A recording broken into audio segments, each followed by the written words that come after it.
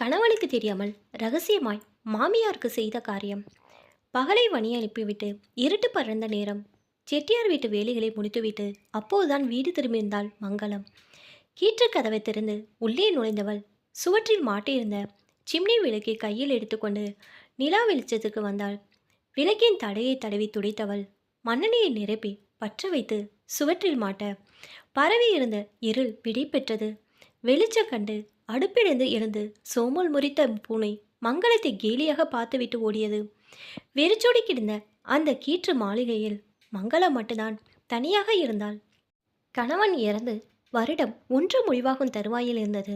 மகள்கள் 2 பேர்களையும் இதே ஊரில்தான் கட்டி கொடுத்திருந்தாள். வசதி வந்த பின் அவர்கள் மங்களத்தை எட்டி கூட பார்ப்பதில்லை. மூத்த மகன் சங்கர் அதே தெருவில் ஒரு பெண்ணை காதலித்து மனம் முடித்து கொண்டான். பெண் வீட்டில் பலத்த எதிர்ப்பு கிளம்ப இப்போது தன் மனைவி வள்ளியுடன் சென்னையில்.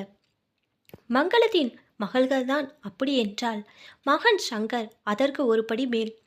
சில நாட்களுக்கு முன்புதான் பிரசவத்திற்காக அம்மா வீட்டுக்கு வந்திருந்த வள்ளியை அழைத்து போக வந்திருந்தான் சங்கர்.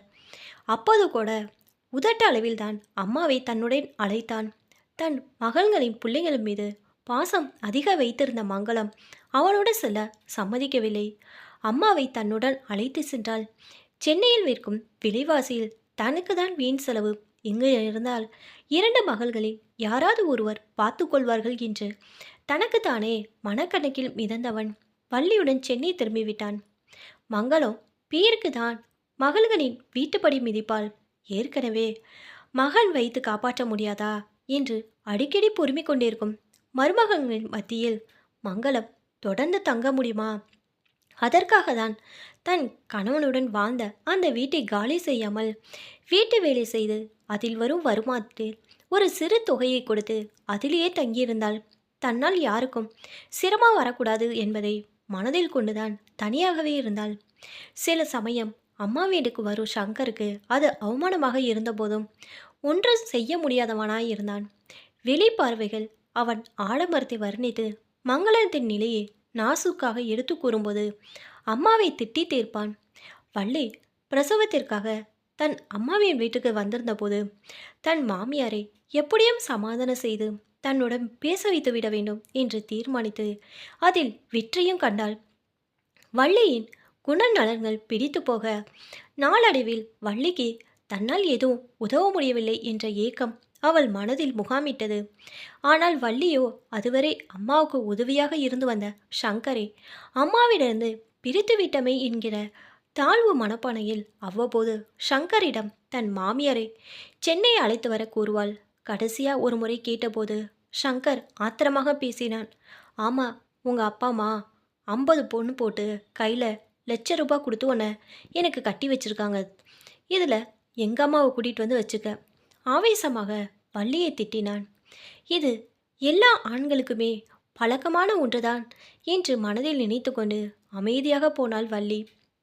வள்ளி ஒன்றும் சாதாரண குடும்பத்தை சேர்ந்தவள் அல்ல. வீடு நிலப்புலம் எல்லாமே உண்டு. பெற்றோரை எதிர்த்து சங்கரை கைப்பிடித்ததால் பிறந்த வீட்டின் அவளுக்கு எதுவுமே தரவில்லை. ஆனால் வள்ளி சங்கருடன் சென்னையில் வந்து குப்பை கொட்டுவது உண்மையாகவே அவள் சங்கரின் மீது வைத்திருக்கும் அன்பையும் சகித்துப்பு தன்மையும் எடுத்து காட்டியது. போஸ்ட் குரல் கேட்டு வெளியில் வந்த வள்ளி வாங்கி படித்தாள். தன் கணவனின் முதல் வருட தவசத்திற்கு வள்ளியையும் குழந்தையும் அழைத்து வருமாறு எழுதியிருந்தாள் மங்களம். மாலை வேலை முடிந்து வீடு திரும்பிய சங்கரிடம் விவரம் கூறி கடிதத்தை கொடுத்தாள் வள்ளி. கடிதத்தை பிரித்து அதில் பார்வையை மேய விட்ட சங்கர் செய்ய வேண்டிய தலையாய கடமை என்ற போதும் முகம் சுளித்தான். இப்போ போயிட்டு வரணும்னா 500 ரூபாயாவது வேணும். யார்கிட்ட போய் கேட்குறது? இருக்கையில் அமர்ந்தவாறு யோசிக்க சட்டுன்னு உள்ளே நுழைந்த வள்ளி மஞ்சள் துண்டு ஒன்றை எடுத்து தன் தாலி கயிற்று கட்டியவள் வெளியே வந்து சங்கரை கையில் தர சங்கர் திகைத்து போனான். இங்கே பாருங்க, உங்களுக்கு அவர் அப்பா ஆனாலும் எனக்கு மாமனார். உங்கள் கையால் கட்டின இந்த தாலி அவருடைய திவச செலவுக்கு பயன்படுதுன்னா அதை விட பெருமை இந்த தாலிக்கு வேறு ஏதுங்க? கழுத்தில் தொங்க விட்டுட்டு கஷ்டப்படுவதை விட நல்ல காரியத்துக்கு பயன்படுத்தி நாமளும் சந்தோஷப்படுவாங்க. முதல் தவசம் மகன் இருந்து தான் செய்யணும். செஞ்சா நம்ம குடும்பத்துக்கு தாங்க உயர்வு. சீக்கிரம் போயிட்டு வாங்க. சங்கர் வள்ளியை புரிந்து கொள்ள முடியவில்லை.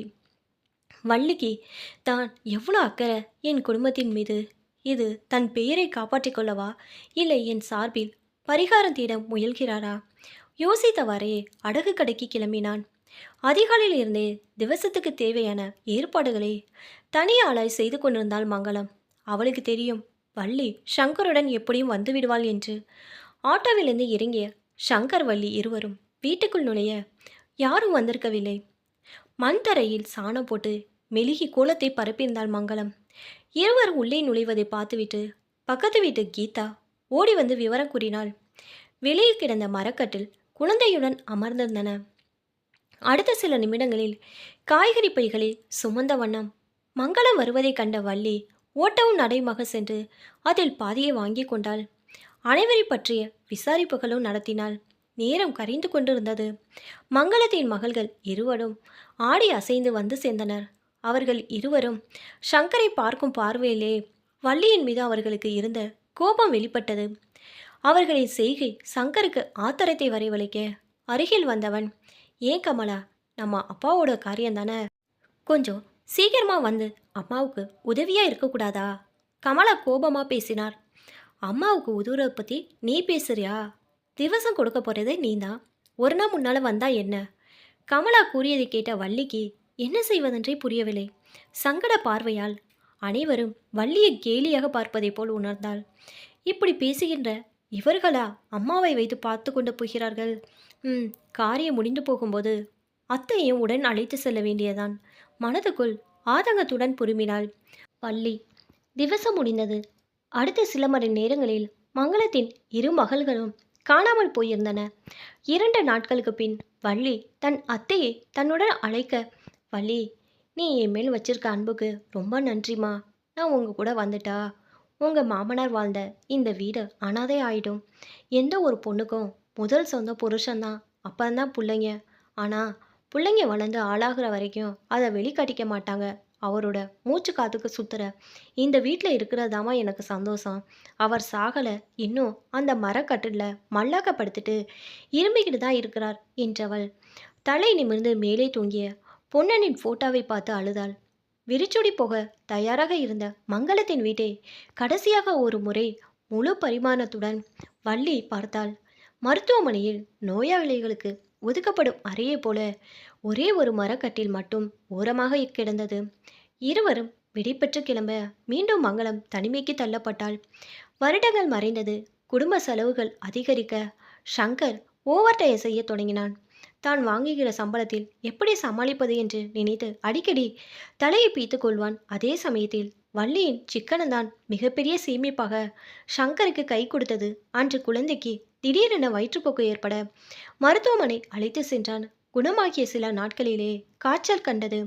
நாட்கள் நகர்ந்த போதும் குழந்தையிடம் இருந்த நோய் சிறிதும் நகரவில்லை. தினமும் மருந்து மாத்திரை என்று சங்கரின் சம்பளம் முழுவதும் காலியானது. கடன் வாங்க யோசித்தவன் கொண்டு வரும் பணம் முழுவதையும் வள்ளியிடம்தானே குடிக்கின்றோம். முழுவதையுமா செலவு செய்திருப்பாள்? கேட்டு பார்ப்போம். வள்ளியிடம் வந்தான். வள்ளி, உன்கிட்ட ஏதாச்சும் பணம்? உதட்டை பிதிக்கியவள், நீங்கள் வாங்குகிற சம்பளம் நமக்கே பத்தலை, எப்படிங்க மிச்சப்படுத்த முடியும்? வள்ளி நியாயமாக பேசிய போதும் சிறிது அளவு கூட சேர்த்து வைக்கும் எண்ணம் இல்லாத வள்ளியின் மீது சங்கருக்கு கோபம் தான் வந்தது. பொம்பளைங்கன்னா 5 10 எங்கேயாவது போட்டு வைக்கணும், கொடுக்குற எல்லாத்தையும் செலவு பண்ணிடுமா? இந்த மாதிரி இல்லாத நேரத்தில் யார்கிட்ட போய் கடன் வாங்க முடியும்? அதட்டலாகவே பேசினான். சட்டியில் இருந்தால் தானே அகப்பையில் வரும். இதுக்கு மேலே சிக்கனமா என்னால் செலவு பண்ண முடியாதுங்க. வேணுனா நீங்களே எல்லாம் வாங்கி கொடுத்துட்டு வேலைக்கு போங்க. வள்ளியும் அதே வேகத்தில் பேச சங்கர் மேலும் கொதிப்படைந்தான். 5 பைசா சேர்த்து வைக்க வக்கில் பேச்சு மட்டும் பாரு அம்மா மாதிரி என்று கேலியாக கூற, வள்ளி பொறுமை இருந்தா எங்கள் அம்மாவை ஏன் இழுக்கிறீங்க? அவங்க மட்டும் இல்லைன்னா நார் இருக்கும் நம்ம பொழப்பு. உங்களுக்கு தான் பொதுவாகவே அம்மாவை பற்றின கவலை கிடையாது என்றவள், அம்மானு ஒருத்தவங்க இருக்கிறது ஞாபகம் இருந்தா மாதம் மாதம் ஏதாச்சும் அவங்களுக்கு அனுப்பியிருப்பீங்களே என்று கூறி முடிக்க பலார் என்று அறைந்தான் சங்கர். வள்ளியின் வார்த்தைகள் அவமானமாக சங்கரின் மனதுக்குள் சுழன்றது. வெளியே கிளம்ப முயன்றவன் உடைமாற்ற பீரோவில் சட்டையை தேடினான். வள்ளியின் புடவைக்கு அடியிலிருந்து மஞ்சள் கலர் சட்டையை உருவி எடுத்த அதை தொடர்ந்து வள்ளியின் புடவைக்குள் இருந்த மணியாடர் பெற்றுக்கொண்டதுக்கான ஒப்புதல் ரசீதுகள் கீழே விழுந்து திசைக்கு ஒன்றாக சிதறியது. ஆச்சரியத்துடன் அவை அனைத்தையும் கீழே குனிந்து பொறுக்கி பார்த்தான். அது அத்தனையும் சங்கரின் அம்மாவின் பெயருக்கு வள்ளி அனுப்பியிருந்தது. தலை நிமிர்ந்து சங்கடமாக வள்ளியை பார்த்தான் சங்கர். என்னை மன்னிச்சிடுங்க. ஒரு மகன்கிற சாணத்திலேருந்து நீங்கள் தவறி உங்கள் அம்மா கிட்ட கெட்ட பேர் எடுக்கக்கூடாதுன்னு தான் உங்களுக்கு மனைவியா நான் இந்த காரியத்தை செய்தேன். வள்ளி கூற சங்கரின் முகத்தில் ஈய ஆடவில்லை. மேலும் தொடர்ந்தால், உங்கள் அம்மா நிழலாய் இருந்து கஷ்டப்பட்டு உங்களை வளர்த்ததால தான் இன்னைக்கு நீங்கள் நிஜமான மனுஷனா இந்த உலகத்தில் தலை நிமிர்ந்து நடக்கிறீங்க. ஆனால் இப்போ நிழலாய் இருந்து உங்கள் அம்மாவை காக்க வேண்டிய நீங்கள் அவங்கள நெருக்கதியாக தவிக்க விட்டுட்டீங்க. ஒரு மனைவி மேலே கணவன் வைக்கிற பாசத்துக்கு அப்புறம் பிள்ளைங்க வைக்கிற பாசம் தாங்க. கணவன் மறைஞ்சதுக்கப்புறம் கூட தன்னோட வாழ்க்கை முடிஞ்சிட்டலாம் நினைக்காம பெத்த பிள்ளைங்களுக்காக வாழ்கிறாங்க. அதே பிள்ளைங்க வயசான காலத்தில் அவங்க கணவனுக்கு ஒரு பேர் மேலே பாசம் வச்சு பெத்தவளை ஏன் தூக்கி நிறுத்தக்கூடாது? விருப்பம் விருப்பம் எப்பவும் நமக்கு உடன்பட்டது தாங்க. அதை மற்றவங்க கிட்ட காட்டுறதுல கொஞ்சமும் பிரயோஜனம் இல்லை. வயசான காலத்தில் பெற்றவங்களுக்கு மகனோட வீடு தாங்க கதின்னு சொல்லுவாங்க. ஆனால் நீங்கள் உங்கள் அக்கா பார்த்துக்குவாங்க, தங்கச்சி பார்த்துக்குவாங்கன்னு அவங்கள கண்டுக்காமல் விட்டுட்டீங்க. அவங்க இங்கே வராமல் இருக்கிறதுக்கு 1000 காரணம் காட்டினாலும் நீங்கள் தான் எப்படியாவது சமாளித்து நீங்கள் கூட்டிகிட்டு வர பார்க்கணும். நாளைக்கு உங்கள் அம்மாவுக்கு ஏதாச்சும் ஒன்றும் இல்லை, பழி உங்கள் மேலே தான் வரும். அதுக்கு நான் உடன்பட இருக்க மாட்டேங்க. வள்ளி அறிவுரைகளை காதில் வாங்கிய சங்கர் கரு சிலையாய் நின்றிருந்தான். தன் குழந்தையின் முகம் பார்த்தவள் மேலும் தொடர்ந்தாள். நீங்கள் நம்ம குடும்பம் நினைக்கிறீங்களே தவிர நம்ம அம்மா அப்படின்னு கொஞ்சம் கூட நினச்சி பார்க்கல. நமக்குன்னு ஒரு குழந்தை பிறந்ததுக்கு அப்புறம் தாங்க பெற்று வளர்க்குறது எவ்வளோ கஷ்டம்னு தெரிஞ்சுக்கிட்டே இந்த மாதிரி தானே உங்களையும் வளர்த்துருப்பாங்க. அதனால தாங்க உங்களுக்கு தெரியாமல் மாதம் மாதம் நீங்கள் அனுப்புகிற மாதிரி நான் உங்கள் அம்மாவுக்கு பணம் அனுப்புனேன். நாளைக்கு உங்கள் அக்கா தங்கச்சிங்க அம்மாவுக்கு நீங்கள் எதுவுமே செய்யலைன்னு குத்தி காட்டி பேசக்கூடாது. சொந்தங்கிற முறையில் யாரும் உங்களை அவமானப்படுத்துகிறத நான் விரும்பலை. வள்ளியின் அக்கறை தோய்ந்த வார்த்தைகள் சங்கரின் அடிமனதில் உறைந்து போனது. தன் தவறுகளை மெல்ல மெல்ல உணர்ந்தான். சில வாரங்களுக்கு பின் சங்கர் தன் அம்மாவை அழைத்து வர கிளம்பி கொண்டிருந்தான். வள்ளி குழந்தையை குளிக்க வைத்து உடைமாற்றி கொண்டிருந்தாள். முதல் நாள் சம்பளம் கவரை கையில் வாங்கியதுமே அம்மாவுக்கு புடவை இருக்க மறக்கவில்லை சங்கர். இரவு வெளிச்சத்தில் பார்த்து வாங்கிய அந்த புடவையை பகல் பொழுதில் வள்ளியின் முன்னால் எடுத்து பார்த்தான். ஏன் வள்ளி, இந்த புடவை அம்மாவுக்கு நல்லா இருக்குமா? இந்த புடவைக்கு என்னங்க குறை? உங்கள் அம்மா மகாராணி மாதிரி இருப்பாங்க கூறிய வள்ளி மடிப்பு கரையாமல் எடுத்து பெட்டிக்குள் வைத்தாள். சங்கர் முன்னால் இறங்க தொடர்ந்து வள்ளியை இறங்கியவள். இருவரும் தெருவே மிதித்த வேளையில் எதிரே வந்த ஒருவன் சங்கர் இறங்கி வந்த வீட்டை அடையாளம் வைத்து அவனை நெருங்கினான். சங்கர் நீங்களா என்று கேட்க ஆமா என்பது போல் தலையசைத்தான் சங்கர். சிறிதும் எதிர்பார்க்காத வேளையில் அவன் முன்னால் தந்தியை நீட்டி கையெழுத்துக்கான இடத்தை சுட்டிக்காட்ட அவசரமாக குழந்தையை கைமாற்றிய சங்கர் கையெழுத்துக்கு பின் பதட்டத்துடன் தந்தியை பிடித்து படிக்க அம்மா என்று அலறிவன் மீண்டும் நடை தளர்ந்த நிலையில் வந்து வாசப்படியில் அமர வள்ளி புரிந்து கொண்டு பதறினாள். அவள் விழிகளிலிருந்து கண்ணீர் தாரத்தாரையாக பூமியை முத்தமிட்டது. அடுத்த சில மீனங்களும் பின் அரண்டு புரளும் நெஞ்சத்துடன் இருவரும் கிளம்பினார்கள்.